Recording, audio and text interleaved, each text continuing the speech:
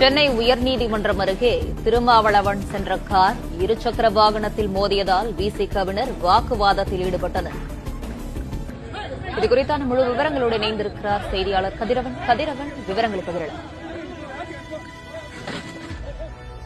சென்னை உயர்நீதிமன்ற ஆவின் நுழைவாயில் அருகே இந்த விடுதலை சிறுத்தை கட்சியின் சார்பாக வழக்கறிஞர்கள் ஆர்ப்பாட்டத்தில் ஈடுபட்டார்கள். குறிப்பா உச்சநீதிமன்ற நீதிபதி அவர்களை அவமுறையை செய்யப்பட்டதை கண்டித்து மத்திய அரசை கண்டித்தும் இந்த ஆர்ப்பாட்டமானது நடைபெற்றது. இதனை கலந்து கொண்டு விடுதலை சிறுத்தை கட்சியின் தலைவரும் எம்பியுமான திருமாவளவன் அவர்கள் ஆவின் காலகம் அந்த கேட் அருகே சென்று கொண்டிருந்த தனது காரை சென்று கொண்டிருந்த போது முன்னால் சென்ற ஒரு இருசக்கர வாகனத்தின் மீது மோதியதாக கூறப்படுகிறது. இதனைத் தொடர்ந்து அந்த வாகனத்தில் சென்று கொண்டிருந்த வழக்கறிஞர் என்று கூறக்கூடிய அந்த நபர் அந்த வாகனத்தை நோக்கி கேள்வி எழுப்பிய போது அருகில் இருந்த அவரது கட்சியினர் மற்றும் வழக்கறிஞர் பிரிவை சார்ந்தவர்கள் அவரது இருசக்கர வாகனத்தை சேதப்படுத்தியதோடு அவர் மீது கடுமையான தாக்குதலில் ஈடுபட்டார்கள். அந்த நபர் தப்பி போலீசார் முன்னிலையில் இந்த தாக்குதல் சம்பவமானது நடைபெற்றது. அவர் தப்பி ஓட முயன்ற போதும் அவர் விரட்டி சென்று தாக்குதலில் ஈடுபட்டார்கள்.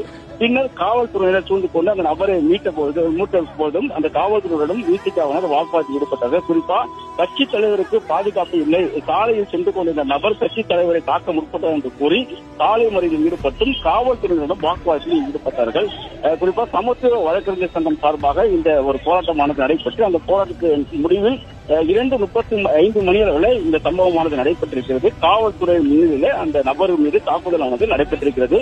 TN07DA4747 என்ற இருசக்கர வாகனத்தில் சென்ற நபர் மீதுதான் இந்த தாக்குதல் சம்பவமானது நடைபெற்றிருக்கிறது. இவரும் உயர்நீதிமன்றத்தில் வழக்கறிஞராக பணியாற்றுபவர் என்றும் தகவல் கிடைக்கப்பட்டிருக்கிறது. முழுமையான விவரங்கள் குறித்து விசாரணை நடைபெற்று வருவதாகவும் தெரிவிக்கப்பட்டிருக்கிறது.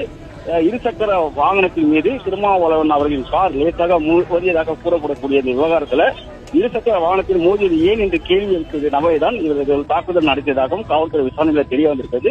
தொடர் விசாரணை கொண்டு முழுமையான விவரங்கள் வெளியிடப்படும் என்றும் போலீசார் தரப்பில் தெரிவிக்கப்பட்டிருக்கிறது. இது தொடர்பான வீடியோ காட்சிகள் தற்போது வெளியாகியிருக்கிறது.